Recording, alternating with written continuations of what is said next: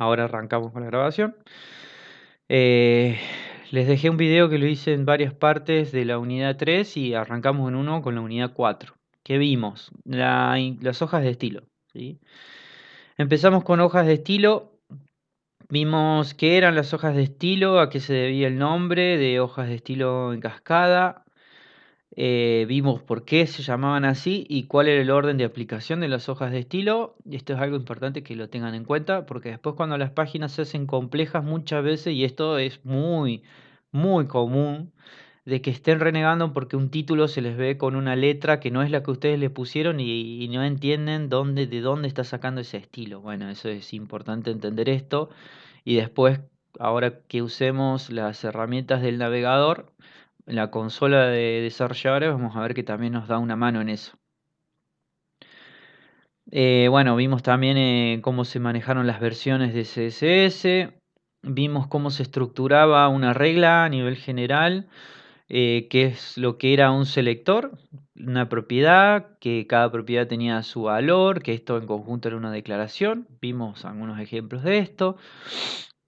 Vimos también que se podían seleccionar varios elementos simplemente poniendo una coma, como por ejemplo acá estamos usando un selector a nivel general, seleccionando los tags de tipo P, las listas y los H1 y le estamos poniendo color red, que es el color de la fuente, ¿sí? Algunas de las propiedades que les dejé, de las más usadas, de las que más vamos a estar usando, font family, font size, color. Y los de abajo que hoy vamos a estar metiéndonos de lleno con las propiedades de caja, como se dice, que es definir el ancho y alto de un bloque, sus márgenes internos y externos, su borde, su color de fondo. Vimos algunos ejemplos de propiedades y con eso terminamos la clase pasada.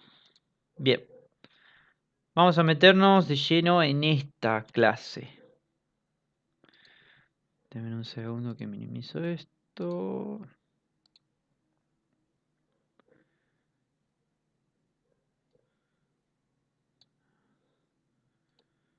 Ahí está.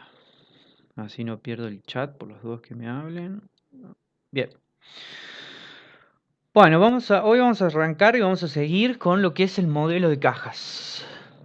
El modelo de cajas es muy importante en CSS. Es algo que van a notar que CSS, la escritura se trata mucho sobre cajas, o sea, ajustando su posición, su tamaño, su color, sus bordes. Podrían pensar en la mayoría de los elementos HTML de una página como cajas apiladas una sobre la otra. Esto ya algo lo habíamos visto cuando mencionamos que algunos elementos se comportaban como bloques y otros elementos se comportaban en línea. Bueno, por más que estén en bloque o por más que estén en línea, cada elemento HTML lo trata como si fuera una cajita, ¿sí? Em, los navegadores crean y colocan cajas de forma predeterminada, pero esto se puede modificar, esto ya lo vamos a ver, pero cada navegador tiene su forma predeterminada, si nosotros no le definimos un estilo en particular, de poner las cajas de alguna manera y darle un cierto margen, un cierto tamaño, etcétera, etcétera. Respecto al modelo de cajas, cada una de las cajas que ocupa espacio en la página tiene estas propiedades. Tiene propiedades como son el ancho, el alto, que es el width y el height, el margen respecto a otras cajas, que es el margen, el borde en sí, el padding, que es el margen respecto al contenido interno, y un content. Esto se lo voy a tratar de explicar mejor con el whiteboard. A ver.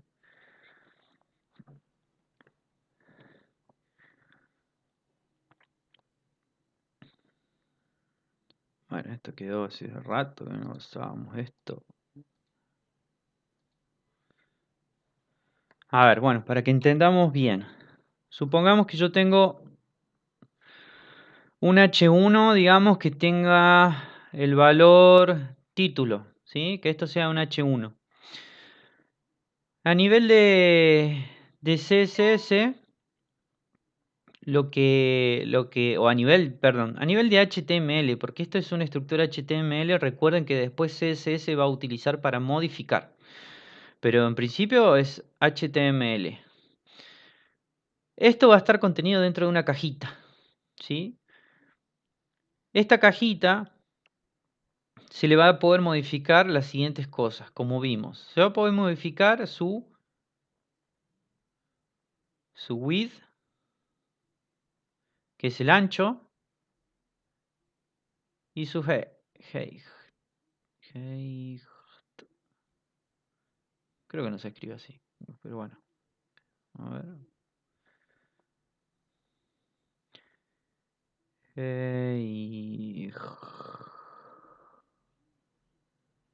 Si no me equivoco, se escribe así. ¿Dónde va la H en cada uno? Es siempre un misterio para mí.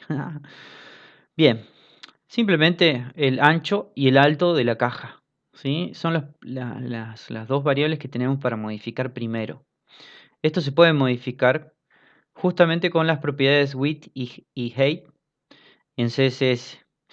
Ya esto algo habíamos visto cuando modificamos el tamaño de una imagen. Bien, eso lo que estamos modificando es el tamaño de la caja, ¿sí? Si nosotros tenemos aquí, supongamos que le cambiamos el tamaño y tuviéramos título, estoy con el board sobre las piernas, entonces disculpen si por ahí no dibujo bien, ahí está.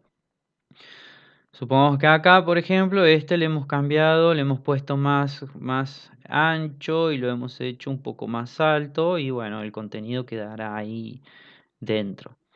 Otra cosa que podemos manipular es el color del borde y su tamaño. El borde es esto, ¿sí? Es la liñita que bordea, que es justamente lo que delimita la caja, ¿sí? Nosotros usualmente ese borde no lo vemos. Si nosotros tenemos un título, siempre vamos a ver que dice título. Pero el borde de esta caja no la vemos, únicamente la podemos ver si la activamos por CSS. Este borde también se puede manipular y puede tener un ancho. O sea, yo podría tener, por ejemplo, la cajita que diga título, como tenemos ahí arriba, y su borde podría ser, por ejemplo, de varios píxeles. A ver si tengo uno más ancho acá. ¿Sí? Podría ser, por ejemplo, así.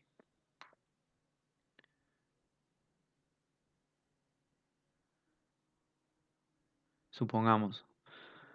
Ese podría ser su borde. Por lo tanto, aquí cambiaría también su ancho y su alto. No explícitamente, pero sí al agregarle un borde que tiene un cierto grosor, ese grosor se suma al ancho y al alto de la caja. ¿Sí? Entonces la caja va a ser, se va a ver afectada en tamaño por el ancho de este borde. Y otra cosa que podemos modificar también es sus márgenes. El primer margen y el más fácil de entender es, supongamos que yo tengo una caja aquí y tengo otra caja aquí. ¿Sí? A ver, la segunda no me salió.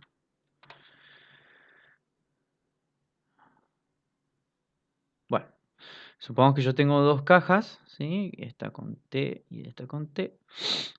Algo que se puede modificar aquí es esto, es este margen, ¿sí? El margen este es margin, la propiedad margin. ¿Qué implica esto? Y es la distancia de separación que yo tengo respecto a otras cajas, ¿sí? Si nosotros los viéramos como un campo de fuerza, sería otra caja más que se posicionaría externamente. Ay, ahora la dibujo. Que se posicionaría externamente y nos daría todo esto que estoy coloreando en verde, que sería un espacio en blanco que ninguna otra caja ni ningún otro elemento podría afectar, ¿sí? Todas estas propiedades de márgenes se pueden modificar tanto a nivel general, o sea, todos, o por ejemplo, si yo decido solamente afectar, por ejemplo, el margin bottom, que es, esto no se preocupe que ahora lo vamos a ver con un ejemplo en CSS, pero es para que entiendan bien las propiedades. Yo solamente podría modificar, por ejemplo, de esta caja solamente su margen inferior, ¿sí? Y esto me daría una separación respecto a cualquier otra caja que se posicione debajo. Bien, eso sería el margen.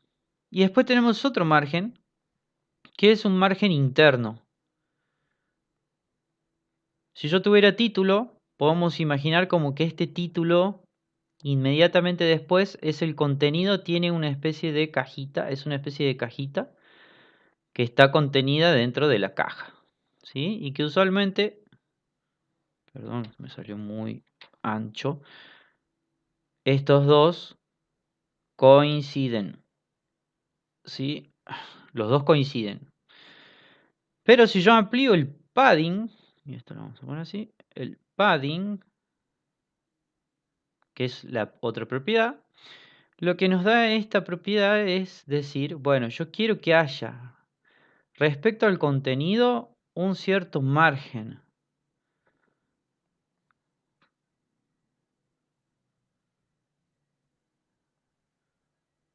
Y ahí recién va a estar el contenido. Título. ¿Sí? Este margen es interno a la cajita. ¿Sí? ¿Ven? Esa habla sobre el contenido interno de la caja. Entonces recuerden, lo verde, el campo de fuerza por afuera, es el margen, la propiedad margin, y la propiedad padding es el margen por dentro. El margen que hay hasta que comienza el contenido.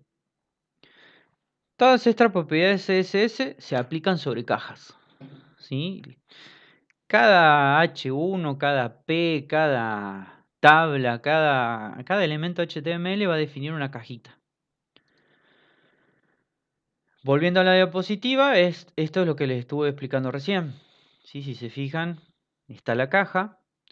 Lo azul es el contenido, que puede ser, por ejemplo, el título en un H1. El padding es el elemento. Tengo acá el puntero láser. El padding es el margen que hay interno desde el borde hasta que empieza el elemento. El borde es el delimitador de la caja, que puede tener un ancho también y un color, y el margen es el margen externo respecto a otras cajas. Lo vamos a ver en un ejemplo. Yo tengo acá ya más o menos diagramado un ejemplito rápido. ¿Sí? Vamos a tratar de ponerlo uno al lado del otro. Ahí está. Ahí está también. Ahí está. Ah, no se puede. Bueno, lo vamos a dejar ahí. Así. Ahí está. Para que vean las dos cosas. Fíjense que yo lo único que tengo acá es el body y un div. Y lo único que he hecho es ponerle una línea de borde al HTML, que es a la página en general, una línea de color roja al body y una línea de color verde al green. ¿Y saben qué? Vamos a empezar directamente a verlo desde la consola, para que también vean cómo se puede ver esto. Como les decía, ¿sí? Tenemos el body y tenemos dentro un div. Acá podemos ver a la derecha, perdón, a la derecha ya podemos ver los estilos. Y ahora que si ya estuvieron en la clase pasada y entienden un poquito más de estilos, van a ver que ahora lo que yo les mencioné en un principio que parecía algo tétrico, ahora se ve muy fácil. ¿Qué me está diciendo esto? Me está diciendo que hay una propiedad para que afecta a div que está dentro de esta página a nivel, significa a nivel cabecera de la página, ¿sí? Y que le está aplicando un borde de 5 píxeles de estilo sólido y de color verde. Y abajo me dice que otra propiedad se está aplicando, que bueno, este User Agent Style Sheet es una propiedad que le está diciendo que esto se muestre como bloque y es de CSS, una propiedad del navegador.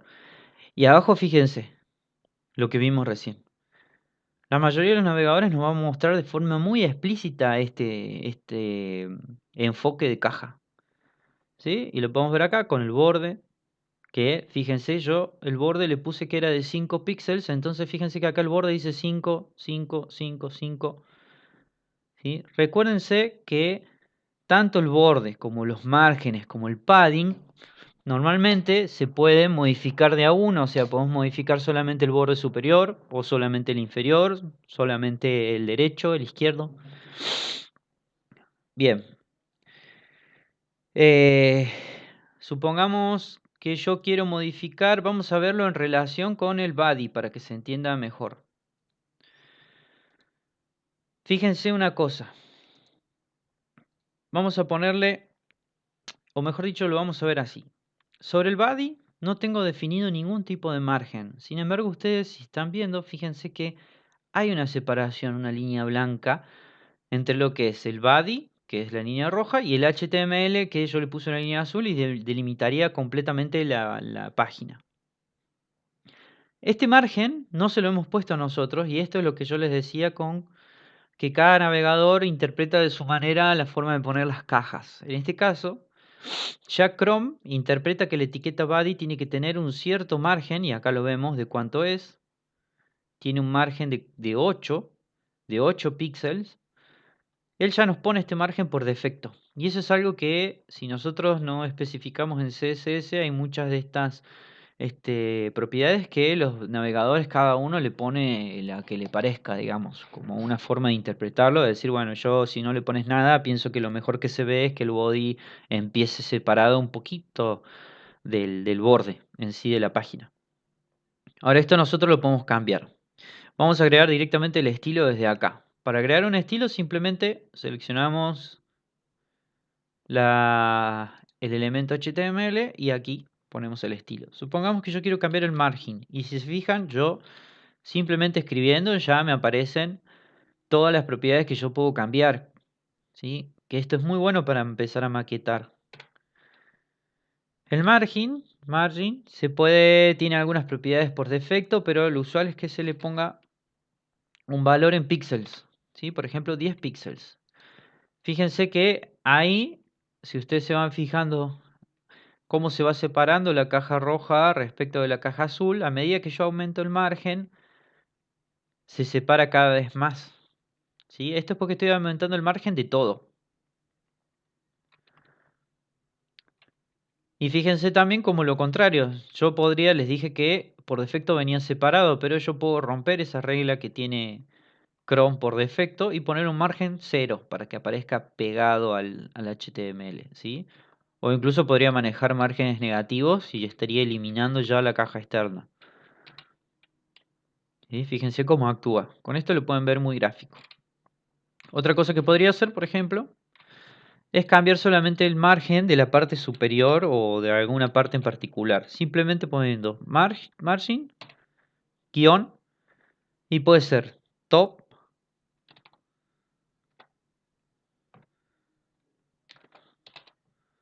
fíjense. Yo estoy definiendo, y acá vamos también con el estilo en cascada, siempre, ¿sí? Yo primero definí, le digo margen de 30 píxeles en general, entonces el navegador renderiza 30 píxeles en general. Y después viene y dice margin top 10 píxeles, o sea, al margen superior 10 píxeles.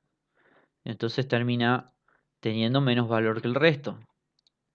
Si esto estuviera al revés,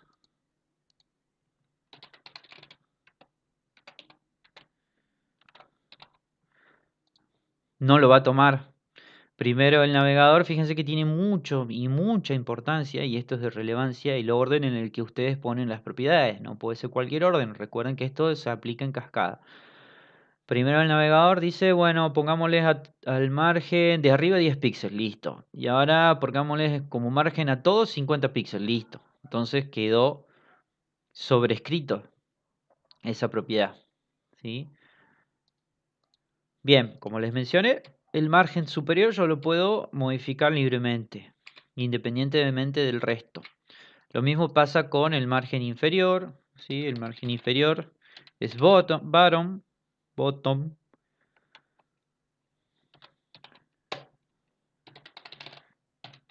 El izquierdo, left.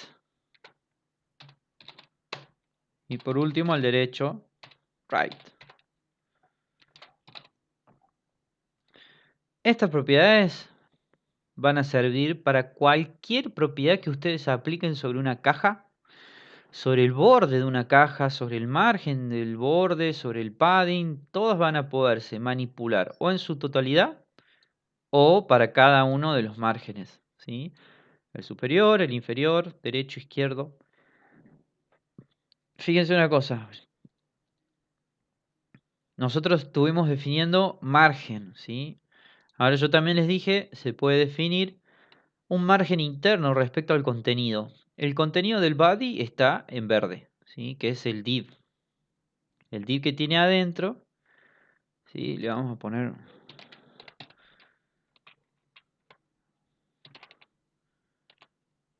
Vamos a poner también que esté relleno para que se entienda. El contenido del body es lo que está en verde. Ahora yo digo, bueno, yo quiero que antes de que empiece el contenido haya un pequeño margen. Ese pequeño margen se da mediante el padding. ¿Ven? El padding es el margen interno que tiene el elemento. Es desde el borde de ese elemento hasta donde empieza el contenido. ¿Sí? Fíjense cómo cada vez le voy agregando más padding y bueno, va quedando cada vez más dentro. ¿Sí? Y otra cosa, fíjense que yo a medida que agrego más padding, fíjense que el alto del elemento ya de por sí cambia. ¿Sí? Tanto los márgenes como internos como externos van a afectar el tamaño. Sobre todo el margen interno y el tamaño del borde van a afectar el tamaño que ustedes les pongan a una caja. ¿Sí? Si ustedes les ponen un tamaño, por ejemplo, de 100, pero definieron un borde de 10, entonces el tamaño no va a ser 100, va a ser 110. Eso lo van a ver, se van a dar cuenta rápidamente porque no les va a dar bola al tamaño que ustedes le pongan. Y eso es porque está tomando en cuenta también el margen, ¿sí? Y el padding. Y esto lo van a ver acá. Cuando ustedes vean el tamaño que tiene el elemento, va a ser la suma, ¿sí? Normalmente de cada una de las cosas que tiene. Bien. ¿Y qué otra cosa? La línea. Border, ¿sí? Nosotros con border también yo les mostré que normalmente se puede usar una nomenclatura que sea un resumen en donde nosotros ponemos el tamaño del borde, cuál es su forma de visualizarse, que ahora les muestro que hay más de una, y su tamaño. Ahora también podemos modificar solamente el tamaño.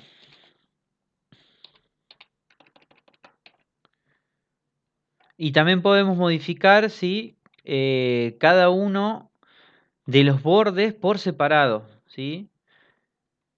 Fíjense que tenemos, van a ver acá o lo van a ver, que nosotros tenemos, por ejemplo, border bottom. Y tenemos también border bottom color, border bottom style, border bottom width. O sea, de cada uno de los bordes o del borde en general, nosotros podemos definir cada una de las propiedades, como por ejemplo el ancho, ¿sí? Fíjense, yo ahí le puse un ancho de 50 píxeles y vean qué grande que se ha hecho el borde. Ahora, si yo quisiera que el borde superior solamente tenga un ancho de 5 píxeles, tendría que poner border superior, top, width, que es el ancho, de 10 píxeles. ¿Sí? Y fíjense, solamente el borde superior es de 10 píxeles. O supongamos que yo quiero que el border right, o sea, el derecho, perdón, border right, tenga color rojo. Y solamente el borde derecho va a tener color rojo. ¿Sí? Así que fíjense cómo estas propiedades que van a tener para jugar un montón, cada una, padding, margin, width, height. El borde no se puede usar para escribir. El borde es solamente el delimitador, ¿sí?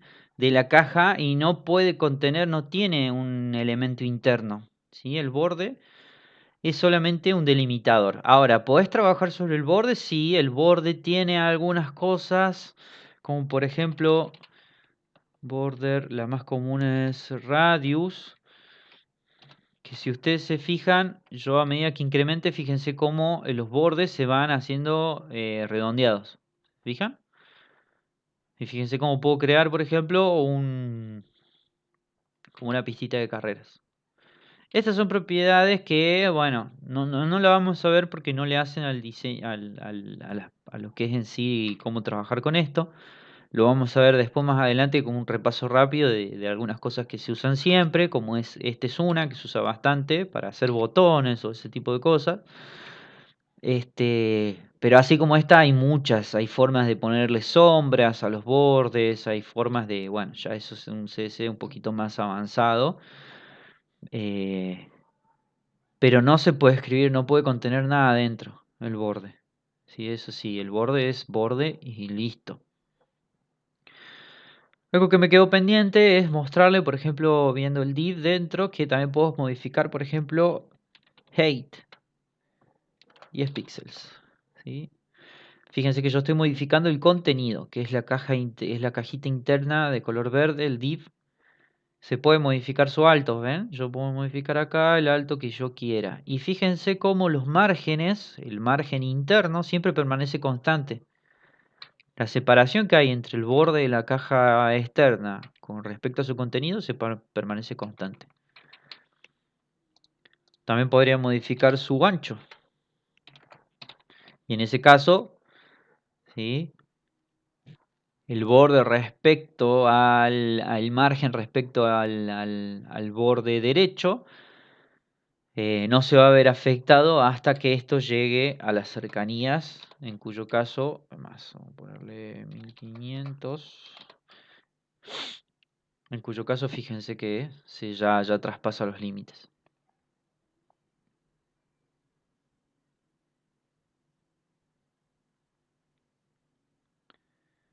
Me fui un montón.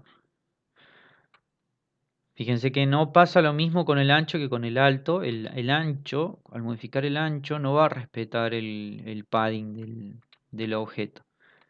Y esto, bueno, estos son estándares de CSS que por ahí tienen su raíz en el origen y hay mucha teoría para leer, pero bueno, si nos podemos leer toda la teoría que ni yo la sé, no terminamos más, porque realmente es muy complejo a veces de cómo se manejan las cajas respecto a otras cajas. Y lo vamos a ver cuando hablemos de posición. No se preocupen, no necesitan entenderlo todo, saber por qué exactamente hay alguna propiedad. No, yo les digo que no se mareen con eso, sigan adelante y usen lo que normalmente les venga para modificar un estilo, para hacer una página y aprendan qué pasa. Y después, si alguno ya quiere ir más al hueso de yo quiero conocer todo, quiero volver un experto en CSS, bueno, ahí sí. Yo le hago una diferencia respecto a lo que es diseño. Hay carreras directamente de diseño de páginas web o hay diseñadores de páginas web que quizás no saben programación, pero sí saben mucho de esto. Esto es una carrera por sí sola. Los diseñadores de maquetado de CSS o de HTML quizás no sean programadores y normalmente no son programadores, tienen más que ver con el diseño gráfico y saben mucho sobre estilos, ¿sí? Y lo saben todo sobre estilo quizás. Y normalmente un programador no se mete en eso. Si ustedes me preguntan a mí, normalmente el programador está bastante fuera del estilo. Los programadores sabemos más de estructuras de código que de diseño. Es más, es usual que los programadores no tengamos una buena base de estilo. Normalmente cuando nos piden hacer una página o algo no son bonitas, porque siempre el programador se enfoca más en lo funcional, o sea, que funcione bien y eso es lo que le importa. Y ahí van a haber una eterna discusión de, che, pero la página se ve mal, está fea. Bueno, sí, pero funciona re bien, anda muy rápido. Sí. Usualmente se contrata a algún diseñador gráfico que le dé un equilibrio a eso, que se vea bien, que sea rápido, pero que también sea vistosa y sea agradable. ¿Sí? Pues si fuera por un programador, dejaría todo cuadrado, dejaría. Normalmente hay programadores que, bueno, tienen un poquito más de idea se rebuscan un poco más. Pero esto también en el orden de que no se apabullen, de que van a ver que hay miles de propiedades. Si ustedes ponen, por ejemplo, margin, van a ver que hay un montón y no necesitan entenderlas todas. ¿Sí? No necesitan decir, hoy tengo que saber qué es cada una. No, no hace falta.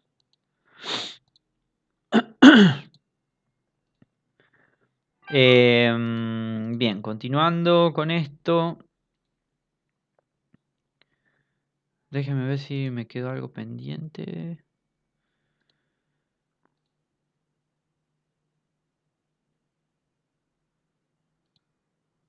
No. Vamos a continuar entonces. Vamos a hablar un poquito de selectores. Voy a cerrar este. Y voy a cerrar esto. Selectores. Parte fundamental y crucial de CSS. Ya hemos visto que para seleccionar sobre qué se aplica un estilo, nosotros, por ejemplo, estuvimos usando la nomenclatura de poner una P como selector. Y eso dijimos que nos permitía seleccionar todos los P, todos los párrafos de la página donde estemos aplicando el estilo. ¿Sí? Este tipo de selector se llama de elemento. ¿Sí? El atributo, el selector de elemento es bastante común, como ya venimos viendo, pero tiene una desventaja que es algo que normalmente nosotros en las páginas no vamos a querer, y es que selecciona todos los elementos sin hacer distinción alguna de la página. Y lo más común es que nosotros tengamos secciones en donde un P tenga cierto margen y otro P luego en otra sección tenga otro margen. Bueno, entonces este tipo de selectores se hace insuficiente. Existe también otro tipo de selector que es el de identificación. Entonces este elemento utiliza un ID, que ya vamos a ver, es una propiedad que se le puede asignar a cualquier elemento HTML, y mediante esa propiedad se puede identificar unívocamente ese único elemento para aplicarle algún tipo de estilo. Lo ven acá abajo. Si nosotros ponemos numeral mi ID, esto va a seleccionar todos los elementos que tengan como ID, ¿sí? Mi-ID. Por ejemplo, vean acá pongo un P y un A. Bien. ¿Cuál es el objetivo del identificador? Una buena práctica, o sea, CSS ni HTML nos va a impedir que usemos un ID y el mismo ID en varios elementos. Pero la finalidad de esto es que cada ID sea único en la página. O sea, si yo a un P le pongo un ID, como por ejemplo primer párrafo sección 1, que yo después más adelante no tenga otro primer párrafo sección 1, porque si no estaría incumpliendo con la regla de identificador, porque se supone que un ID es un identificador unívoco. Pero no se los va a impedir, no van a haber ningún error ni nada, simplemente es una buena práctica que ustedes tienen que acordarse y explicar. Respecto al IDE que podemos escribir acá es case sensitive, ¿sí? Entonces va a respetar mayúsculas y minúsculas. No puede contener espacios, ¿sí? Entonces tiene que ser una nomenclatura como la que se da acá. Por ejemplo, mi ID, ¿sí? Tiene que respetar las mayúsculas y minúsculas. Si yo acá le pondría una M mayúscula, esto no lo va a respetar. Y esto no se preocupen que ahora vamos a ver un ejemplo. Bien, esto nos servía, dijimos, el primero para seleccionar todos los elementos iguales de una página, o sea, todos aquellos P, todos los H. Una unidad se puede usar como destino de un href en un enlace. No, los destinos de enlaces solamente son entre enlaces. Vos sabés que ahí me mataste. No lo he probado nunca. En teoría, los enlaces internos y externos, como vimos la clase pasada, creo que fue, se dan entre vínculos con la propiedad name. Pero puede ser que funcione. Después te lo dejo de tarea, Juan. Probalo y avisa al grupo. De una. Sí, sí. Siguiendo con esto. Dijimos los selectores de elementos, bueno, seleccionamos los elementos iguales, por ejemplo, todos los P's de una página. El selector de identificación va a seleccionar uno en particular, ¿sí? Que coincida con el ID. Ahora, lo más común que tengamos en páginas web es que tengamos una serie, un grupo de elementos que cumplan unas ciertas condiciones que nosotros la vamos a definir, a los cuales se les apliquen unas ciertas reglas y es de estilo. Para ello tenemos el selector de clase y es lo que más se utiliza. Nosotros a un tipo de, así como podíamos asignarle un ID, a cualquier elemento se le puede asignar una clase. Y la clase simplemente se asigna con la propiedad class. Como ven acá, class igual mi clase. Esto luego en CSS se nombra con un punto y el nombre de la clase. ¿Cuál es el objetivo de las clases? Ustedes me dimensionen que normalmente las páginas se componen, los sitios web, perdón, se componen de muchas páginas, a veces decenas o cientos de páginas, por no hablar miles de páginas en algunos casos. Cada página va a tener cientos, miles de atributos. Y quizás nosotros decíamos, por ejemplo, supónganse el caso del diario Clarín. El diario Clarín tiene un tipo de fuente para sus títulos. Ese tipo de fuente para sus títulos, el tipo de letra que utilizan los títulos, por ejemplo, en los títulos principales, se tiene que mantener página a página. ¿Y cómo hacemos eso si yo después de cierto tiempo yo digo, bueno, ahora no vamos a usar el tipo Arial, vamos a usar el tipo Times Roman, cámbienlo? Imagínense que si yo usara estilo en línea, como vimos, que es ponerle a cada uno de los atributos, perdón, cada uno de los elementos, el estilo encima, tendré que cambiar uno a uno los cientos y miles de atributos de una página y eso página por página de cada ciento de páginas. No, se fundiría cualquier empresa, sería horas y horas de trabajo en vano. Por otra parte, no podría usar un selector de elemento nunca porque obviamente Clarín me está diciendo, no, no, no, esto es solamente para los titulares principales, no es para todos los titulares. Y por otra parte, si usara un selector de identificación, estaríamos prácticamente la misma, porque tendría que ubicar, como ven acá, en el estilo, tendría que ubicar uno a continuación del otro todos los IDs que se van a afectar y sería algo parecido. Entonces la mejor manera el mejor enfoque es tener clases. Si yo sé que todos los titulares que estoy creando en una página, el titular forma parte de los titulares principales, yo le podría poner una clase titular principal. Y esa clase la definiría en algún archivo o en algún lugar, ¿sí? Entonces, yo cada vez que necesite cambiar el estilo de los titulares principales, simplemente me remitiría a la clase titular principal en CSS y lo cambiaría de ahí. E inmediatamente eso, si es una hoja de estilo que está en un archivo separado y todas las páginas usan el mismo archivo, impactaría en todas. Y me permitiría cambiar solamente ese grupo de, mm, de elementos.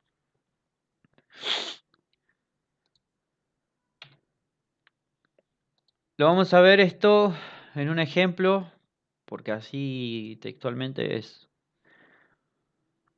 un poco muy sobre el aire.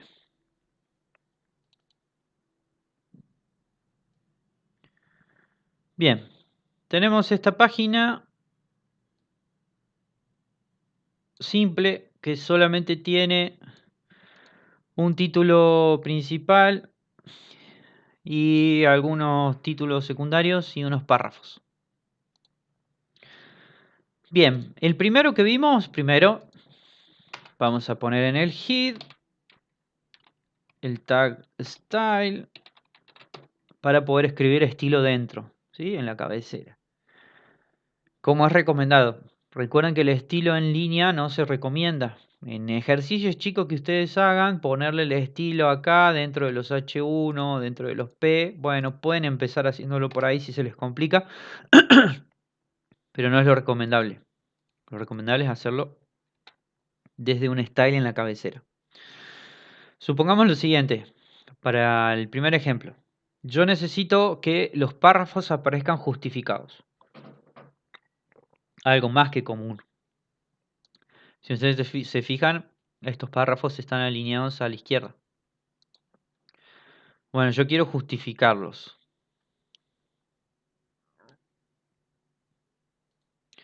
Entonces podríamos utilizar un selector de elemento. Perdón, estoy con la garganta un poco tomada. Un selector de elemento podríamos poner P, que esto ya lo veníamos viendo, ¿sí? Y acá podríamos poner text align justificado. Para alinear el texto, la propiedad que deben usar es text align, que si ustedes se fijan los valores que tiene, esto nos permite alinearlo al centro, alinearlo al final, justificado, izquierda, derecha. Y lo más común es izquierda, derecha, o justificado o centrado. En este caso, justificado. Yo voy a refrescar y si se fijan, esto es muy útil porque yo digo, bueno, yo todos los párrafos siempre los quiero ver justificados. Perfecto. Esto es muy útil en este caso. Bien.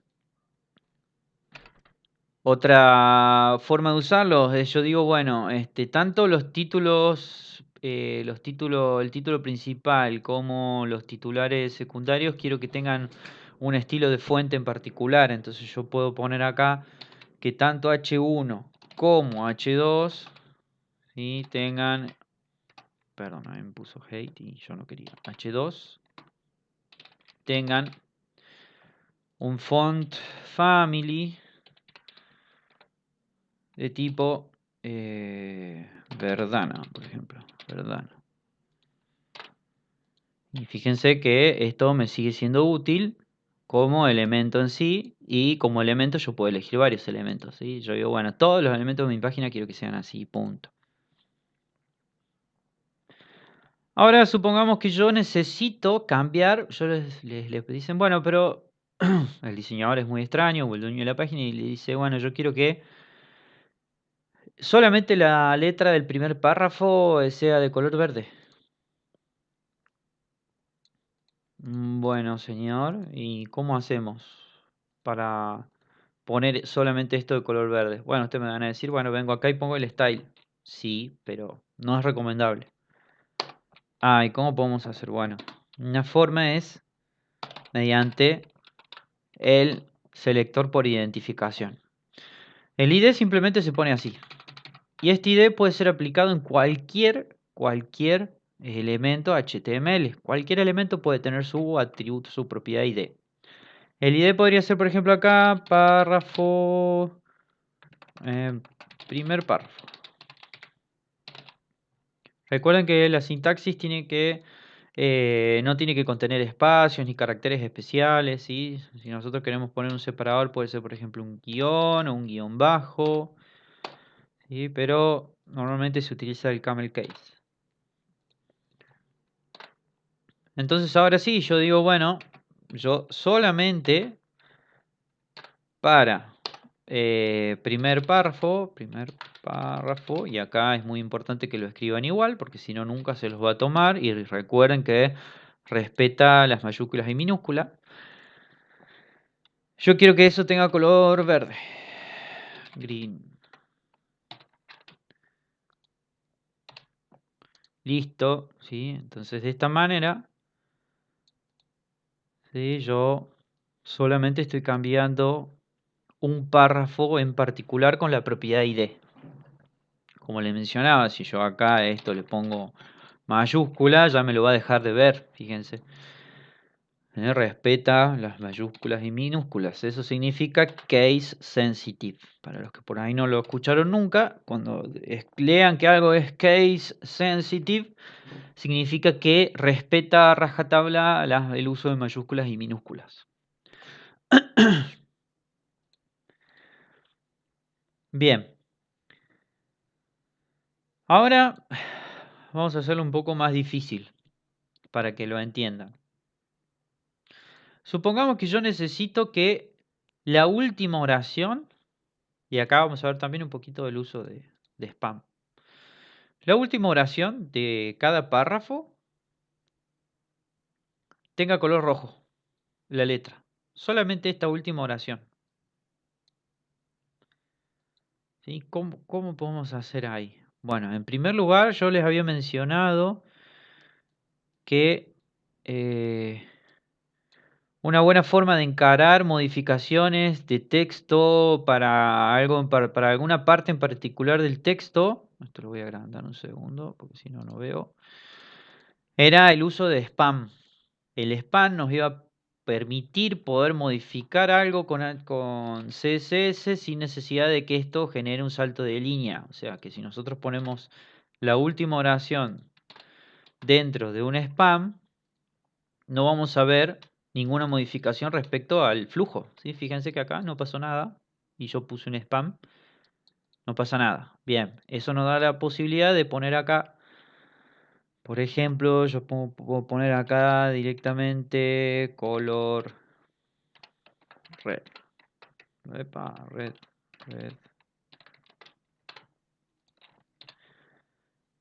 Acá está. ¿Sí?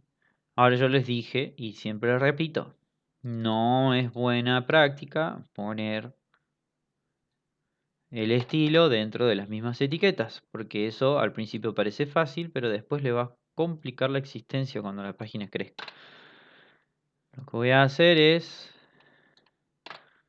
copiar lo mismo en las tres. Bien, para que me quede en las tres el último, ¿sí? Spam. Bien, lo primero que podríamos hacer es la fácil.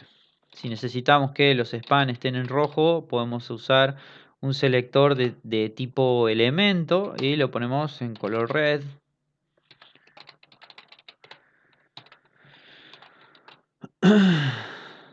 Y con esto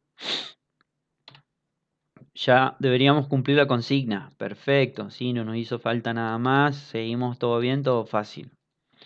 Ahora la compliquemos, supongamos que ya tengo un spam. Aquí, por ejemplo, en la primera oración de esto. Que yo por acá arbitrariamente tenía otro spam, que los usé para otra cosa, o forman parte de otra letra, de otro estilo. ¿Sí? Bueno, y acá ya perdí.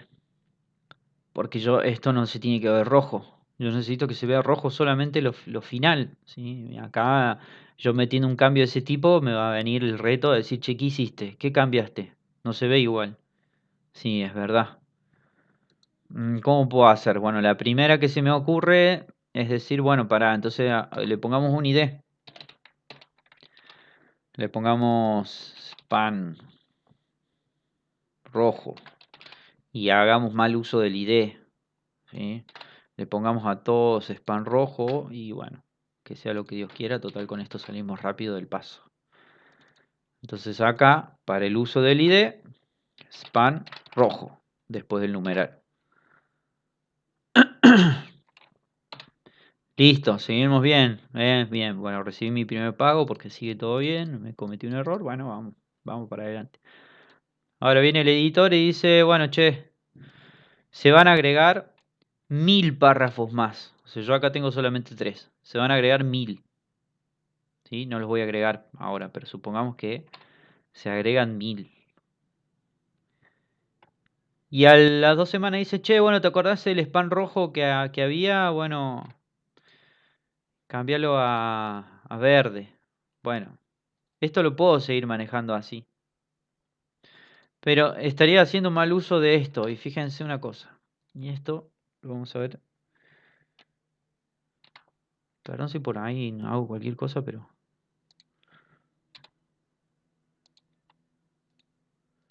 no me dice. Normalmente ustedes cuando tengan muchos IDs de elementos iguales, acá le va a aparecer una advertencia en Chrome. Que les va a decir, che, estás usando mal la propiedad. Porque no se usa así, no es para eso.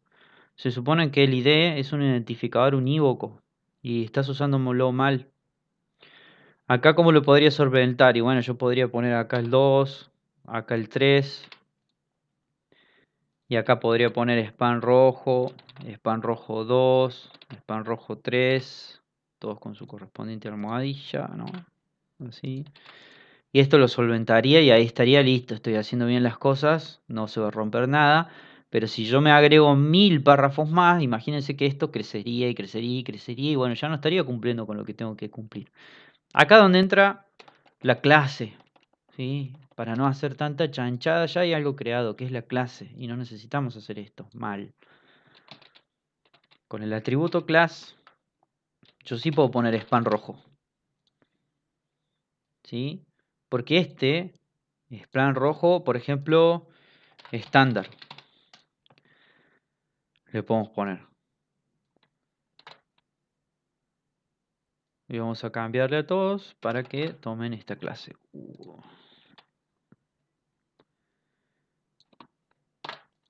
Perfecto. ¿Y qué tiene span rojo estándar? Bueno, primero cómo lo llamamos, ya no usamos la almohadilla, sino que para una clase usamos el punto.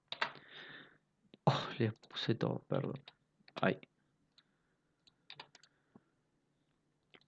Las clases se llaman por punto.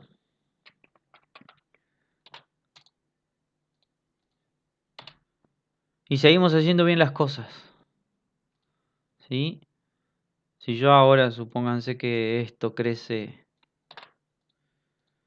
exponencialmente, millones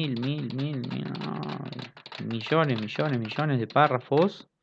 Bueno, no va a haber problema, yo puedo seguir manteniendo esto tranquilamente porque yo sé que por el negocio, la última oración de cada párrafo tenía que ir de algún estilo distinto. Y si después al editor se le encapricha de que quiere cambiar eso y quiere otro color, yo simplemente tengo que venir acá, poner por ejemplo yellow.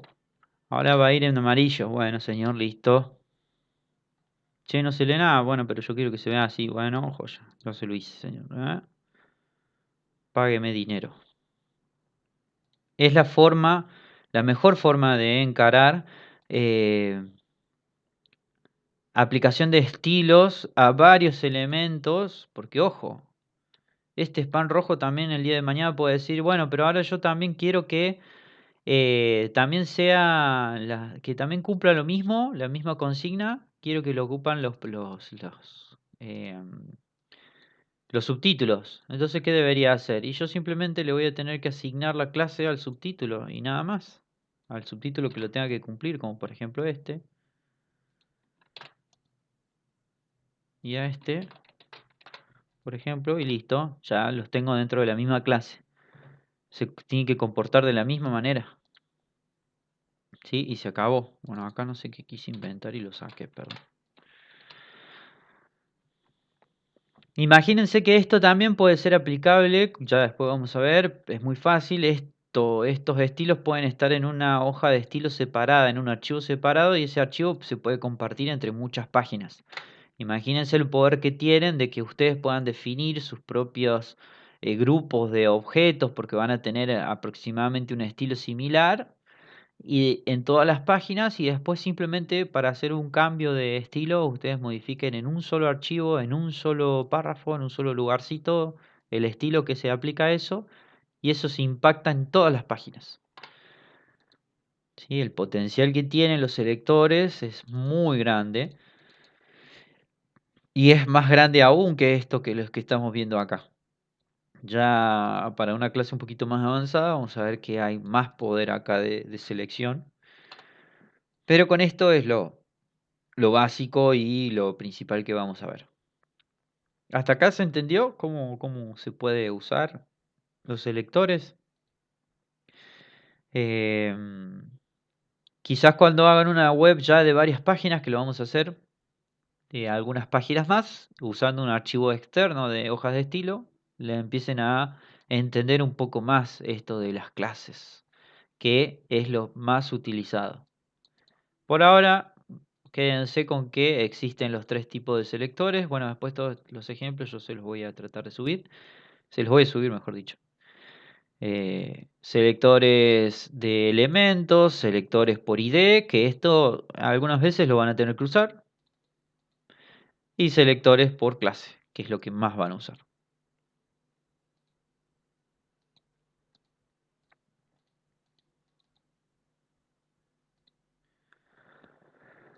Bueno. Y el último tramo. A ver, por ahora se aplican solo los textos. Los selectores se aplican a todo. Recuerden que el CSS se puede aplicar a cualquier elemento. Ahora, no todos los elementos van a cumplir si yo le pongo un background color, por ejemplo, ¿qué puede ser? Por ejemplo, a un tag de tipo I y no lo va a tener. No, en realidad sí. Sí, sí, el background color se puede poner a cualquiera, no fue el mejor ejemplo. El width, por ejemplo, el width si lo ponemos a ciertos elementos no va a funcionar en todos. Eh, el tema de los selectores sí sirve para todo, no solamente para texto, sirve también para H1, para tags, para tags como tablas, para divs. Lo más que vamos a usar va a ser para divs y ahora lo vamos a ver en un ejemplo. Pero los selectores se aplican para todo. Sirve para que vos le apliques estilo a una porción en particular de tu página, que puede ser todos los elementos de una página, un elemento particular o un grupo de elementos. ¿Sí?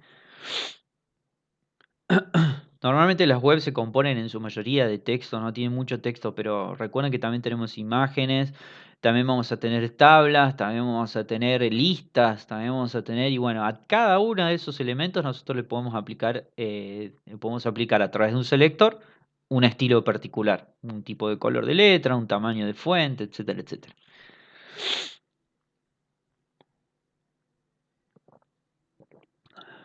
Bien, ¿alguna duda más? Hable ahora o calle para siempre.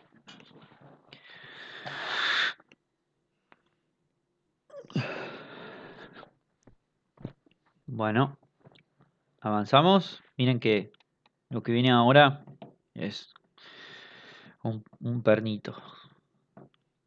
Vamos a tratar de tenerle toda la paciencia a esta parte que es media complicada, pero bueno, esto ya es de cara a lo que ustedes ya van a poder ir teniendo ya las herramientas para hacerse una web un poquito más interesante.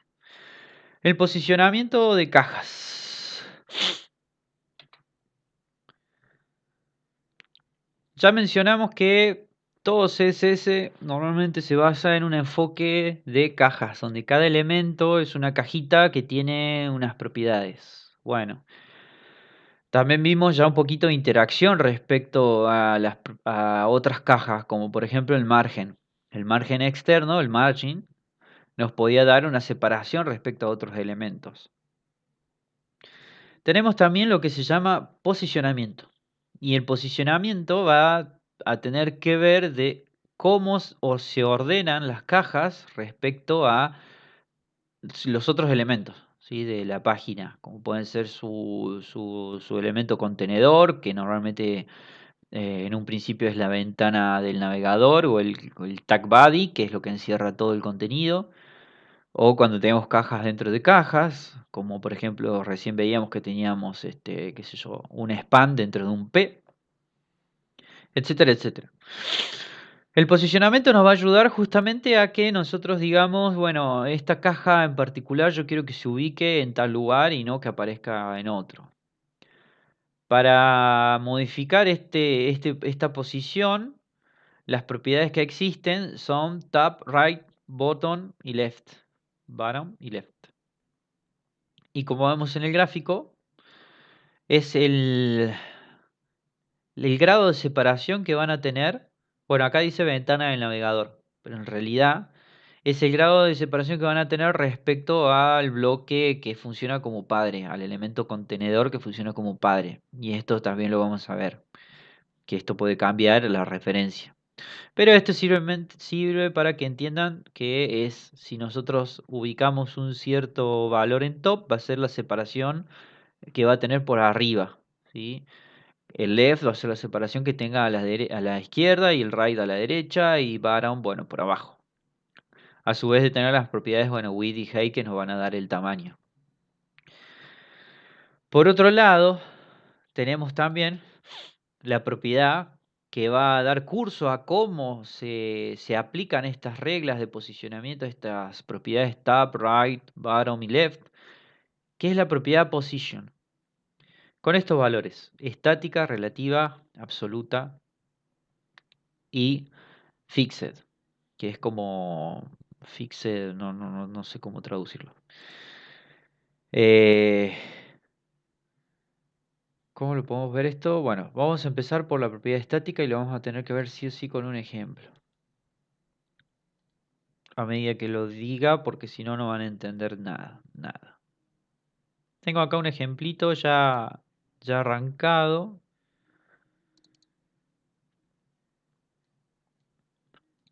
Y esto lo vamos a ver desde el navegador. Sí, fijada, claro, sería, sí, fijada, sería fixed, sería como fijada. No sé si existe eso. Fijada. Muchas veces se van a encontrar, esto es re común, ¿no es cierto? En la nomenclatura de lo que es desarrollo y lo que es el mundo de la programación. Hay algunas definiciones que no van a tener su traducción rápida al español. O sea, como que si hacemos una traducción rápida suena extraño. Y entonces van a empezar que van a escuchar muchas veces que en medio de algún curso, alguna conferencia o lo que sea, va a haber un chabón hablando totalmente español y de repente les manda una palabra en inglés y no la tradujo. Y eso está bien porque hay términos que son eh, muy orientados hacia el inglés y no tienen una definición o una traducción rápida al español. Y es más, si buscamos traducir todos este tipo de significados quizás a veces se malinterprete. Eso por un lado. Y otro lado también es para manejar, bueno, un lenguaje común, que normalmente, bueno, si ya se lo nombró así en lengua anglosajona, bueno, lo sigamos usando así para que nos entendamos todos. Eso lo van a encontrar mil veces. Si no, no renieguen. Entonces, si fixed es fixed, bueno, cuando ustedes entiendan qué es fixed, dicen, bueno, listo, esto es fixed. Y no le busquen la vuelta, ¿qué es? Fijado, estancado, arreglado. No, bueno, listo, es fixed. Tenemos el ejercicio, lo podemos ver acá. Si se fijan, en estos ejercicios últimos que hemos estado haciendo, he estado trabajando mucho con la consola. Amíguense con la consola, para hacer ejercicios es lo mejor, pero recuerden que todo lo que nosotros hagamos acá, cuando le demos F5 o refrescar, se pierde, ¿sí? Se pierde, no estamos guardando nada, ni estamos trabajando sobre la página, simplemente estamos trabajando sobre el renderizado de esta página en el navegador. Tenemos unas cajitas para el que trabajó con divs y el que no trabajó. Los divs son elementos que nos van a empezar a servir, como ya empezamos a ver, como contenedores. En este enfoque de cajas, el div es la caja por excelencia, ¿sí? El div es simplemente una etiqueta de sectorizado, de agrupamiento, ¿sí? Es una etiqueta de estructura, no representa nada por sí misma. Si yo a este div le sacara todos los propiedades CSS que le apliqué, desaparece. Es un contenedor transparente, ¿sí? Pero nos va a ayudar, y ya lo vamos a ver con el último ejercicio, cómo ir ubicando elementos en una página dentro de un sector y no que aparezcan como quieran, como les pinta. Bien, yendo al grano, vimos que teníamos la propiedad position. En primer lugar, para identificar lo que está pasando acá, yo tengo 4 divs, los cuales hay 3, div 1, div 2 y div 3, están uno abajo del otro y tenemos un div 4 que está dentro del div 3. ¿Sí? Bueno, cada uno tiene un tamaño en particular, como podemos ver acá a la derecha, y un color de borde para que se vea lo que está pasando. Simplemente. Ahora, ¿por qué aparecen así? Esta estructura, esta posición que toman estos cuatro cubos o cajas, responden a la posición estática. La posición estática o la propiedad position static, que lo podemos poner acá, position static, ya viene por defecto en todas las cajas. No hace falta que nosotros la pongamos, ya está así. Y significa que el ordenamiento o la posición de estos cubos, de estas cajas, va a obedecer a la posición que tienen en el código y nada más. Va a aparecer uno debajo del otro. Y punto. ¿Sí? Y fíjense que cada div, cada caja se comporta como un bloque y cada bloque, como ya vimos en la parte de HTML, de elementos bloque, ocupan todo el ancho de la página y generan un salto de línea al final, ¿sí? Entonces por eso vemos que está uno abajo del otro. ¿Eh? Y fíjense, en el caso del div 4, no ocupa el ancho de la página, pero sí ocupa el ancho total de su contenedor padre, que es div 3. Y acá empezamos a hablar de la relatividad de dónde estén las cajas, ¿no? Fíjense que el div 4 está dentro del div 3 y como bloque, fíjense que si yo lo selecciono ya el Chrome me tilda lo que ocupa este bloque. Ocupa hasta el final del div 3. Y el div 3 ocupa hasta el final de su bloque padre, que como podrán adivinar es el body. ¿Sí? El body tómelo como la página entera, como el contenedor de más jerarquía, el primero. Entonces, bueno, cada bloque toma en posición estática lo que ya veníamos viendo. Se comportan como bloques, ocupan todo el ancho. ¿Sí? Eh, Esto se puede romper cambiando el tipo de posición. Por ejemplo, si yo... perdón. Como posición estática, habíamos visto que existían algunos modificadores como el top. La propiedad top nos iba a permitir, ¿sí?, darle una ubicación respecto, y esto vamos a volver para atrás para verlo bien, respecto a su padre, ¿sí? Yo tengo acá mi bloque con su borde superior y el top va a ser esta distancia desde el contenedor padre. Bien, cuando estamos trabajando, ¿dónde dejé la web? Acá está. Cuando estamos trabajando con una posición estática, el top, el left, el bottom, el right, no funcionan, ¿sí? No se puede romper porque todo sigue el mismo lineamiento estático, ¿sí? Esto es un bloque, el bloque se representa primero en la página y punto. El próximo bloque se representa como un salto de línea del anterior y punto, ¿sí? El posicionamiento estático lo que hace es respetar a rajatabla este orden de bloque estricto y duro, ¿sí? Que hasta acá fue lo que estuvimos haciendo siempre en las páginas que hicimos y bueno, no nos molestó, pero cuando necesitemos ya hacer una web más interesante con algunas secciones, sí, ya vamos a necesitar que esto se rompa, que no sea estático.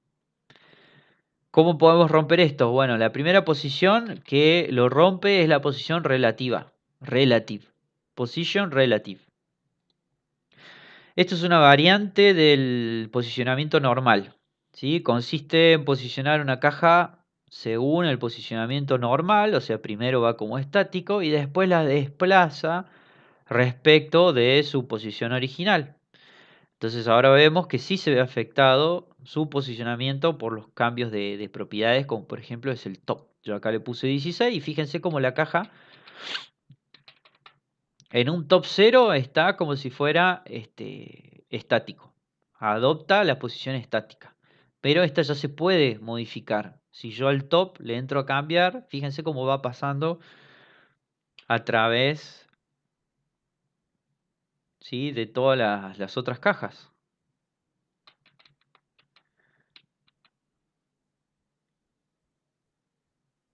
¿Sí?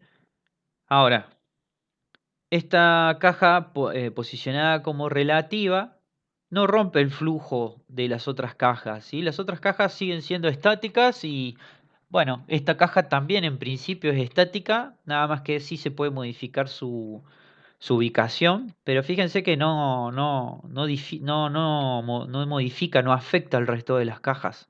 Por eso hay un solapamiento cuando yo voy de abajo para arriba. Las otras cajas se mantienen en su lugar. Ahora, que sea relativo es otra cosa que por ahí cuesta entender al principio.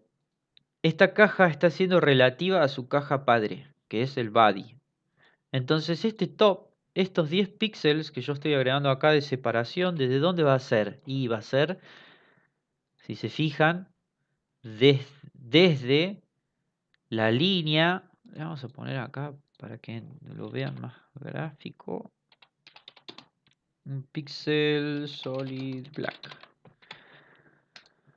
Ahí tienen el borde del body. Fíjense que la separación está siendo desde el borde del body, que es su contenedor padre. ¿sí? Cuando yo lo pongo como relativo, estoy diciendo, bueno, esta caja va a estar relativa respecto a su padre, la posición de la caja. Entonces estos 10 píxeles van a ser desde arriba, que es su padre. Ahora fíjense si yo esto lo modificaría en la caja que tiene otra caja padre, que es el div4. Si yo esto le doy un position relative y le doy un top de 10 píxeles, fíjense lo que pasa. La separación ya no es del body, de arriba, de todo, porque si no esta cajita violeta se me tendría que poner a la misma altura de la roja. No, no, no. La separación de 10 píxeles se hace desde la caja azul, que es el padre, el div3. Entonces, la posición que asuma el div4 va a ser relativa a su padre, a los márgenes de su padre, ¿sí? Fíjense si yo le doy left, ¿sí?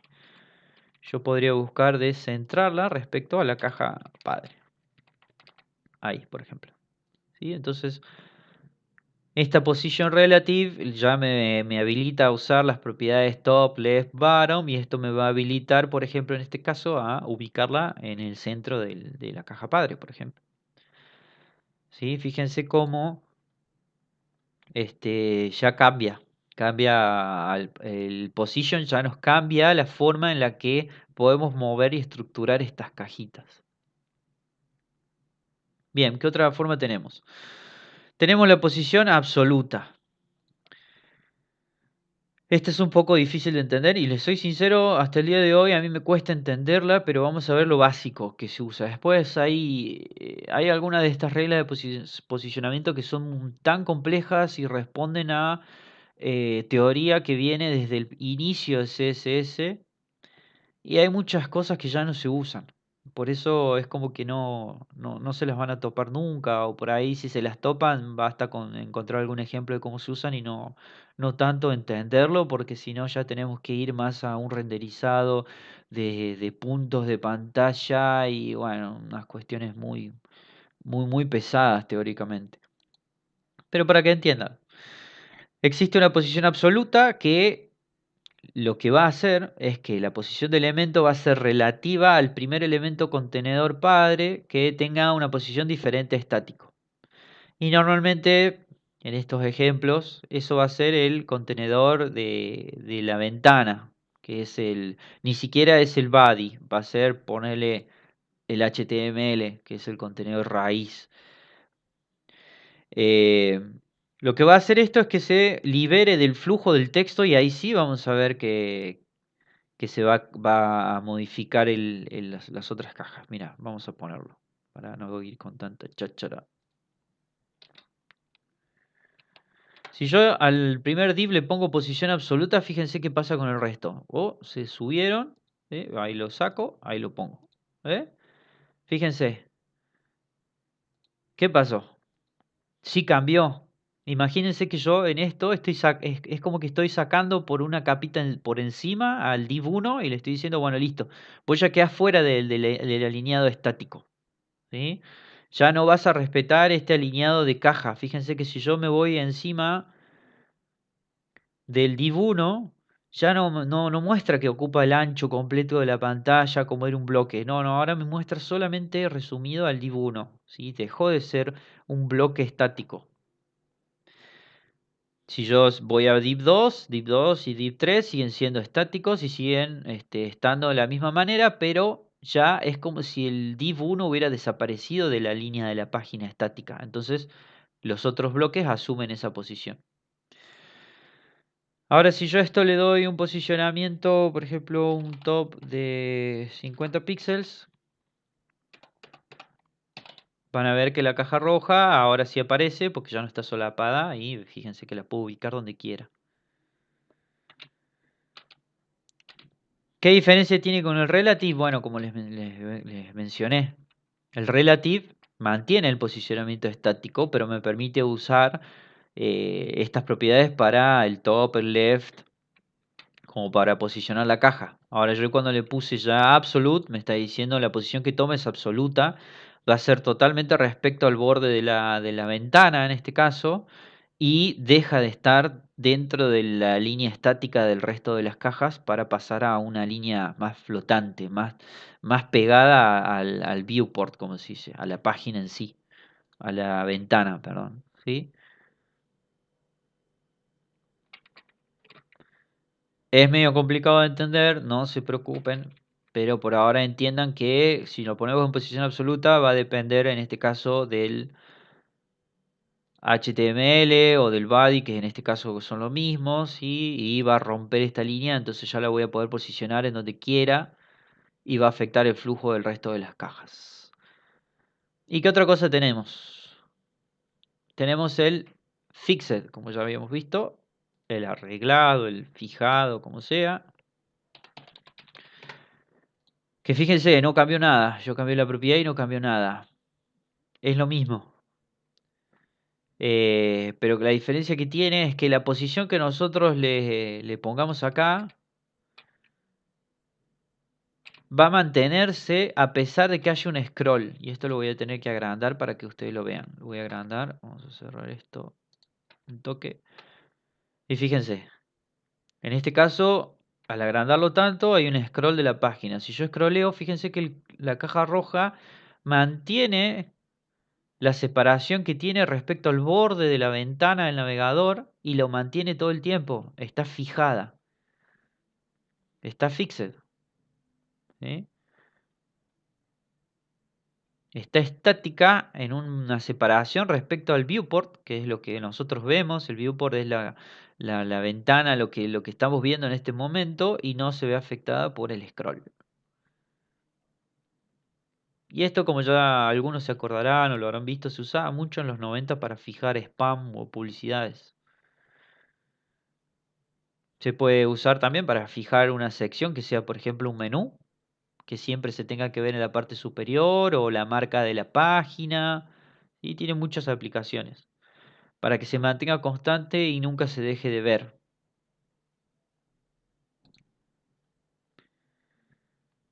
Vamos a volver a poner el F12. F12. Por último, para cerrar esta clase, tenemos la propiedad float. Como veníamos viendo en los posicionamientos, tenía mucho que ver con el flujo, ¿sí? De las cajas, del flujo estático, que lo podemos ver si alguien usa mucho Word, eso lo podemos ver como si fuera cuando uno inserta una imagen en un texto y le pone en línea con el texto, por arriba, por atrás del texto, y vemos como la imagen a veces se entrecruza con el texto, a veces se pone por encima y ya no tiene en cuenta el texto. Bueno, eso tiene que ver también mucho con esto, con la posición, el posicionamiento. Las propiedades de position que vimos hace un rato tenían que ver con esto, con el flujo respecto a un contenedor padre y cómo lo respeta respecto a la posición estática, etc. Pero hay una propiedad que nos permite eliminar esto, esta posición estática de texto que tenga que ver con el flujo normal de la página, que es la propiedad float, que sería como flotante. Y como ven acá en los ejemplos que se ven, esta propiedad float va a ser la que nos ayude 100% de las veces a hacer este tipo de cosas que vemos acá, este tipo de layout. Esto ya acá cuando hablamos de estructura de página lo van a ver como layout, web layout, ¿sí? Que significa, bueno, no sé la traducción fiel de layout, pero tiene que ver con esto, con la estructura, como una plantilla, como una arquitectura de cómo está conformada la página. Fíjense que esta propiedad lo que va a hacer es algo que hasta recién no lo teníamos. Vamos a volver acá, vamos a quitar los posicionamientos que teníamos, por ejemplo, me dejé alguno. Mira este. Y fíjense qué pasa cuando yo ponga posición float en el primero.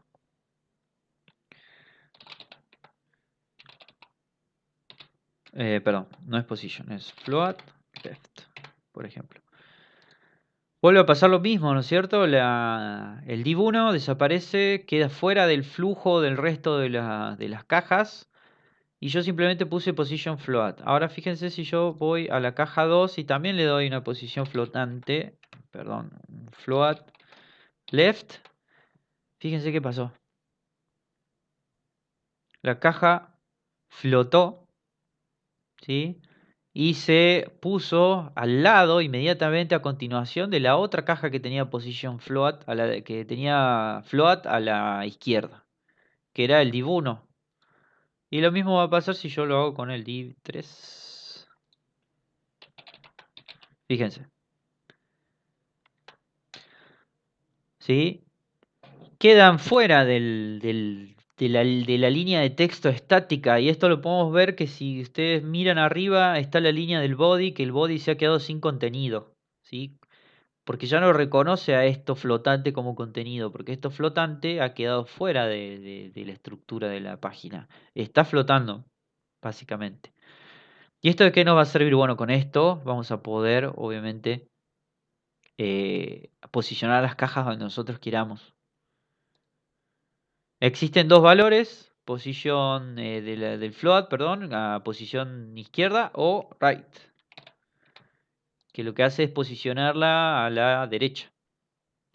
Y lo que siempre va a hacer es tratar de posicionar la caja. Si nosotros usamos left, voy a poner left para entender acá, left, va a posicionar la caja div 1 lo más a la izquierda posible que haya respecto al contenedor padre o respecto al límite de otra caja que esté antes en posición flotante a la izquierda. En el caso de la caja 1, que es la caja roja, no hay otra, pero en el caso de la caja 2, del div 2, no se solapa con la roja, porque la roja ya está en posición flotante, entonces se adhiere o se ubica inmediatamente al lado. ¿Sí? Como veíamos acá, estas posiciones flotantes son, bueno, muy útiles para estos dos ejemplos que tenemos acá, que es cómo poner texto, por ejemplo, en línea con imágenes o cómo hacer una estructura de este tipo, como si fuera una página, un blog, digamos. Y esto, para terminar la clase de hoy, lo vamos a ver. Y voy a sacar esto para que no moleste. Vamos a ver el primer caso. Texto con imagen, rápido. Imagen. HTML. Sí. Vamos a ir con code. Vamos a crear una página desde cero, HTML5. Lo que vamos a hacer acá simplemente es poner un P con un lorem de 1500. Vamos a poner con bastante texto. Y vamos a poner dos imágenes. Parece que me fui. No, está bien. Una imagen. Vamos a buscar cualquier imagen. A ver. Libro. Vamos a buscar una imagen ya guardada para no inventar nada. A ver, alguna que no pese tanto. Esta, por ejemplo.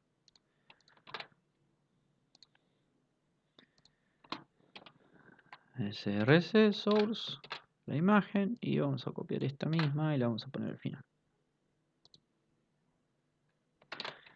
Fíjense que la estoy anidando dentro del P, ¿no es cierto? Bueno. Bien. Tenemos dos imágenes y tenemos un montón de texto. Que se ve horrible. Ahora, yo quiero que asuman las imágenes que he puesto un layout parecido al que tengo acá, donde se vea la imagen y el texto adopte como un contenido alrededor de las imágenes. ¿Cómo puedo hacer esto? Bueno, acá es donde vienen las propiedades float. Si yo a esta imagen le pongo que flote a la derecha del texto, fíjense cómo automáticamente ya el texto se asumió a rodear la imagen. Fácil y rápido. Y esta, si yo le pongo que haga lo mismo, pero a la izquierda,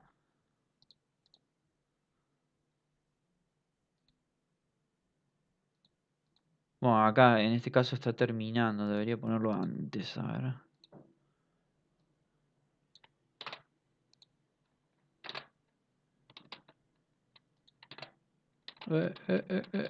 ¿Qué pasó? Ahí está.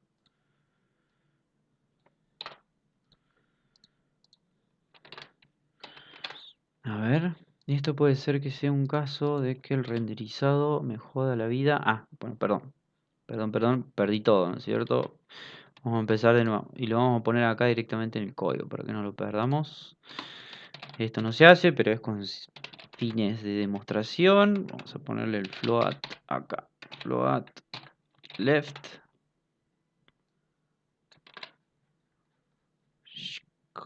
Float right.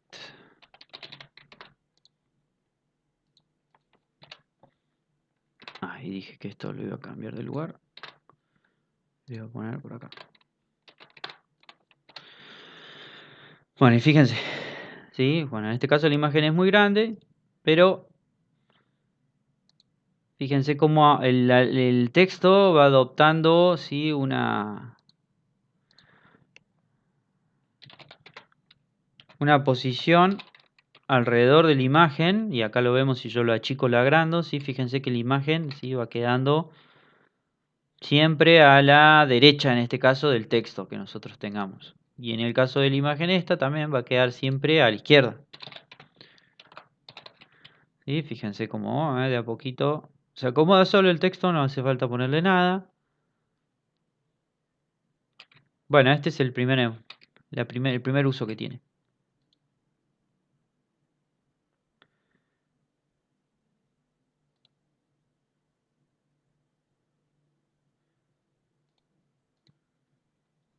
Y otro uso que, bueno, yo sé que nos estamos yendo un poquito de hora, pero si no se los muestro, no van a entender para qué se usa, lamentablemente. Esto es bastante larguito. Vamos a hacer otra web, una más, la última, HTML5. Y vamos a intentar replicar esto, el segundo ejemplo, ¿sí? Que esto ya es lo más común que van a encontrar, lo más común. Y esto, para el que está empezando a trabajar con las cajas, con los divs, les va a empezar van a empezar a entender de qué va todo esto. Div header, ¿sí? Dice div left y de div right y de div footer. Vamos a ponerle acá un style que a todos los div le ponga una línea para verlo, border, un píxel sólido de negro. Y vamos a empezar a ver esta web. Bien. En primer lugar, le tenemos que dar un tamaño. Si no, esto no marcha. Acuérdense que los div no tienen contenido por sí mismos, así que no van a tener nunca un tamaño por sí mismo. Este va a ser mi cabecera. Y le vamos a poner un background color de red. Y por otro lado vamos a tener un div left, que también le vamos a poner un height de, no sé, 100 píxeles. Y un width de 200 píxeles.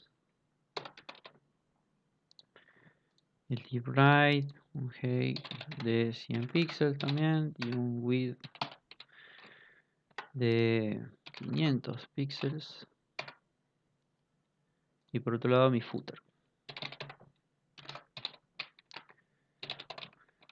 Un color blue. Vamos a poner, para que se entienda. Bueno, fíjense, ya va tomando forma. Ahora, yo lo que necesito es, si ustedes se fijan acá, el footer y el header están perfectos, pero las cajas del medio, yo necesito que estén una al lado de la otra. ¿Cómo puedo hacer esto? Bien, acá donde entra en juego el float. Si yo a este le pongo float left, ¿sí? Fíjense que ya automáticamente y simplemente poniéndole left a una de las cajas, ya la otra se posiciona correctamente. Y simplemente restaría ponerle un tamaño acorde, 900 píxeles por ejemplo, y un color. Acá un color, le ponemos yellow para que se vea bien.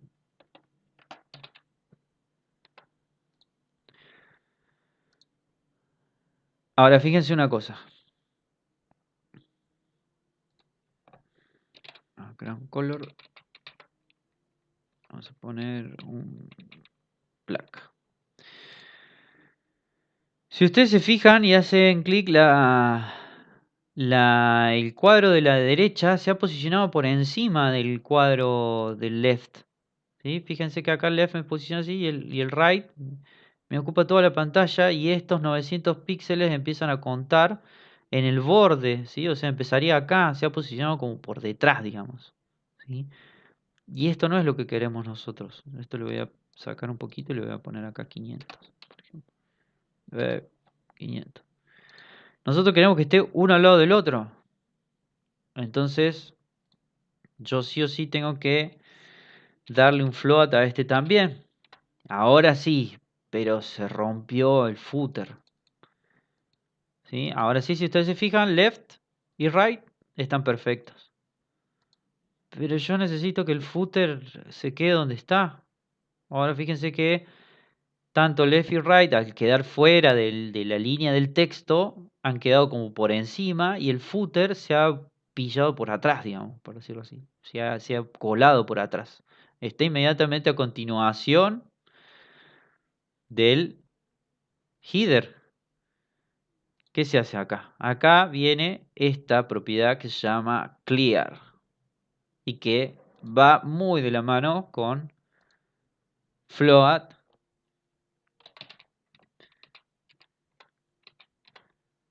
Y fíjense, ¿qué hace? Yo le estoy diciendo, bueno, yo sí tengo dos elementos posicionados, flotantes, que son estos dos, pero a partir del footer yo quiero que esa posición ya se rompa y que no me importa, o sea, yo quiero que sería como a partir del último elemento que yo tengo flotando, bueno, a partir de ese elemento hace un salto de línea y sigamos manejándonos como veníamos manejándonos con el estilo estático, ¿sí? Yo sí podría agregar otro más acá. ¿Sí? Y van a ver que se va a seguir posicionando y se acabó el estilo flotante. Entonces fíjense que acá ya obtuvimos algo interesante, ¿sí? Un layout para generar una página del estilo ya blog, que pueda tener un sidebar, que nosotros acá dentro de este div que está a la derecha podemos tener, por ejemplo, una lista con un menú de cosas y a la izquierda el contenido. Arriba podemos tener el nombre de la web y abajo un footer con quiénes somos como creadores, como desarrolladores, por ejemplo. Vamos a eliminar uno de los footers estos. ¿Sí? Sé que es mucho lo que vimos hoy. Sé que cada vez nos adentramos más en CSS y las cosas se entran a complicar. Esto requiere práctica. Eh, vamos a dejar vamos a dejar algunos ejercicios de CSS básicamente y de posicionamiento lo vamos a dejar un poquito para más mitad de semana. Ya vamos a ver qué ejercicio de posicionamiento podemos dejarle. Lo más probable es que les deje, si ustedes recuerden en la unidad anterior, habíamos visto cómo hacer una web más o menos de este estilo usando una tabla y que les dije que eso se podía hacer, pero que no se usaban tablas para hacer ese tipo de cosas, que se usaban divs y CSS. Bueno, este es el momento. Estas son las cosas que se utilizan para no usar tablas en la web y usar cosas más dinámicas, ¿sí? que tienen que responder también a esto, ¿sí? Que se tiene que poder ver en diferentes tipos de tamaño de pantalla y ese tipo de cosas que ya empiezan a tener relevancia. Bien, ¿qué dice Juan? ¿Y por qué no usar un span para left y right? ¿En qué sentido, Juan? En vez de usar un div, decís vos. Ah, porque son, decís, elementos en línea. Claro, bueno, porque los elementos en línea, yo les mencioné, sobre todo el spam es un elemento genérico clásico para atrapar cierta cantidad de texto y aplicarle un estilo en línea a ese texto, como vimos hace un rato, aplicar un color, por ejemplo, puede ser, aplicar un, qué sé yo, que sea negrita a un estilo en particular dentro de un párrafo grande. Eso no es para posicionamiento, porque acá lo estamos viendo muy burdamente, pero recuerden que estos divs dentro van a tener contenido, ¿sí? El spam no está hecho para eso porque no es un bloque, es algo en línea, y acá sí necesitamos que sea en bloque. Necesitamos que estos divs sean contenedores bloques y acá lo estamos viendo muy por encima, poniéndole un colorcito, pero ustedes imaginen que acá deberían tener un montón de contenido, ¿sí? Texto, listas, imágenes. Bueno, los divs son para eso, son agrupadores en bloque para estas cosas. Bien, si entiendo la pregunta, obviamente que acá, ¿sí? ¿Por qué no usamos spam? Bueno, no, el spam lo utilizamos para texto, ¿sí? Para modificador de texto. No sirven como bloques, justamente porque no son bloques, son estilos en línea. Van a leer capaz que por ahí eso se pueda transformar, sí se puede transformar, un estilo, un bloque puede pasar a ser el estilo en línea, un estilo en línea puede pasar a ser bloque, pero no se la compliquen por ahora con eso. Nada, nada, sigan por este camino. Y hasta acá llegamos por hoy. Gracias a Dios, porque si no nos vamos. Uf. Matías dice, en gráfica la separación entre esas cajas de texto e imagen se llama cache. ¿Cómo aparecen los ejemplos de eso? ¿Cómo los separas? Entre esas cajas de texto e imagen. Vos decís, Mati, acá en este tipo de layout, donde vimos al principio que teníamos el P rodeando imágenes.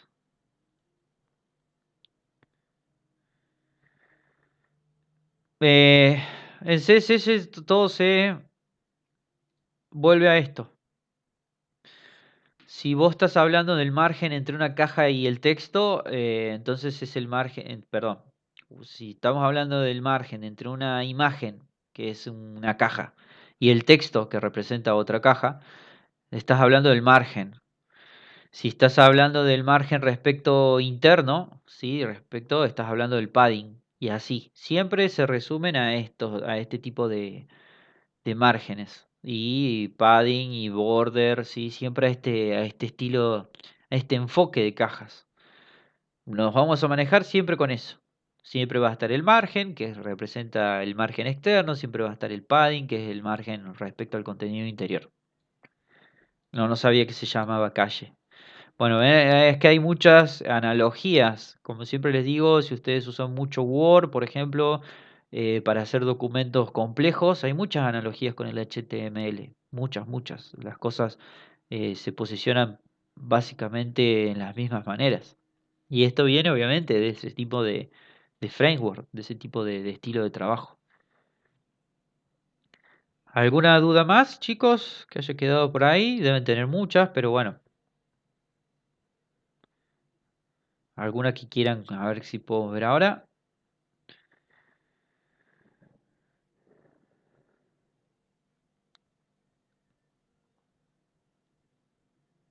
Pueden hablar, si quieren, no tengan vergüenza.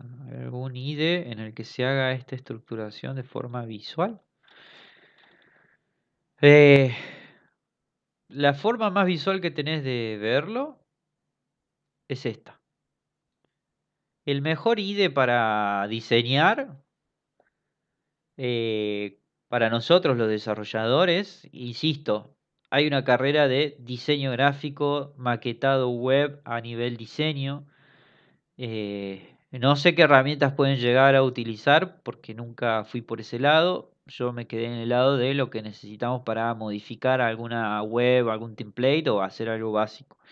En ese sentido, lo mejor es esto, el navegador. Es la herramienta más poderosa que tenemos para cambiar los estilos de aquí mismo, de poder ver muy gráficamente el enfoque de cajas y de hacerlo rápidamente, ¿sí? Y después Visual Code, pero ya esto en relación a lo que nos ofrece de CSS, que nos ofrece, bueno, toda la forma de la IntelliSense para poder no tener que acordarnos de memoria las propiedades, que eso les va a pasar, no hace falta que se las acuerden de memoria, simplemente con el IntelliSense se las va a recordar. Pero no conozco algo que esté full orientado a maquetar directamente a nivel gráfico. En ese sentido, debe haber, pero como programadores normalmente es más complejo hacerlo así que hacerlo por código. Ya una vez que empezás a manejar un poquito esto, directamente lo haces acá en la consola. Y después lo que hacemos es copiar el estilo que le agregamos acá y pasarlos al código acá para que ya quede directamente guardado.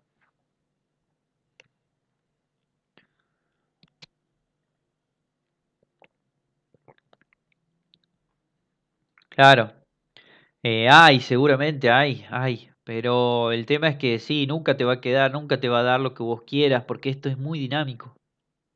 Es muy dinámico la forma de posicionar cajas y la forma de darles tamaño, es muy dinámico, entonces no va a haber un IDE que te adivine lo que querés. Eso es de seguro que es así.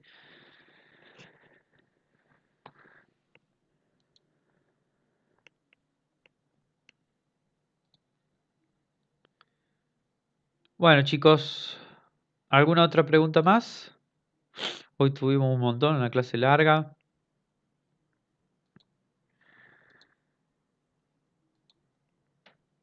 Bueno, entonces aprovechen el fin de largo, descansen.